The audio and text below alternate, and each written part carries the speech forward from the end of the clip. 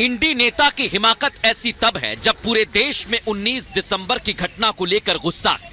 संवैधानिक पद की मिमिक्री पर सियासत उफान पर है। कभी इंडी मिमिक्री को कला बताने में जुटा है तो कभी राहुल को मोदी के लिए सबसे बड़ी टीआरपी बता रहा है। मतलब इंडी के नेताओं का रवैया जस का तस है। ऐसे में बीजेपी को एक बार फिर इंडी गठबंधन पर हमला करने का मौका मिल गया। क्या बोलेंगे उनको पता ही नहीं है कि उपराष्ट्रपति का पद क्या होता है। अगर उनको समझ में बात होती तो ऐसा वो बोलते ही नहीं। बहुत ही बड़ा आपत्तिजनक बात है, बहुत ही अपमानजनक है। अब उनकी राजनीति का यही स्तर है तो राहुल गांधी क्यों चुप है इस पर? राहुल गांधी चुप है, ममता चुप है, देश जनता जवाब देगी। मैं भर्त्सना करता हूँ। इंडी गठबंधन की अपमान वाली सियासत जब नहीं चली तो ऐसा लगता है कि इंडी के नेता तुष्टीकरण की राजनीति करने में जुट गए हैं।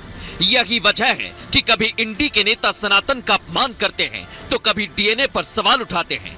रही सही कसर इंडी गठबंधन के शीर्ष नेता पीएम के खिलाफ बयान देकर पूरी कर देते हैं। जितना दिन में रहे वो प्रधानमंत्री तो वो कभी भी किसी दूसरे धर्म किसी दूसरे वालों को कोई दिक्कत नहीं होती थी, तो बहुत अच्छे ढंग से सब कुछ चलाते थे। लेकिन बीजेपी इंडी गठबंधन की नकारात्मक सियासत में फंसने वाली नहीं है। बीजेपी ना तो उत्तर दक्षिण में उलझती दिख रही है और ना ही धार्मिक मुद्दों को हवा देने का उसका कोई इरादा दिखता है।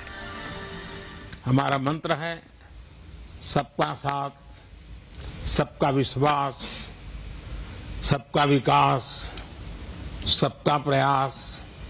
सरकार के तौर पर हम ये सुनिश्चित कर रहे हैं कि विकास का फायदा हर किसी तक पहुंचे और कोई इससे अछूता न रहे। इंडी गठबंधन चाहे जितना भी नेगेटिव नैरेटिव सेट कर ले, लेकिन बीजेपी 2024 के मिशन पर है। ऐसे में सवाल ये कि बार बार जनता के मुद्दों से भटक जाने वाले इंडी के नेताओं के पास 2024 के लिए कोई ठोस प्लानिंग नहीं है। सवाल ये भी है कि क्या पीएम मोदी की गारंटी के सामने इंडी के पास कोई तोड़ नहीं है।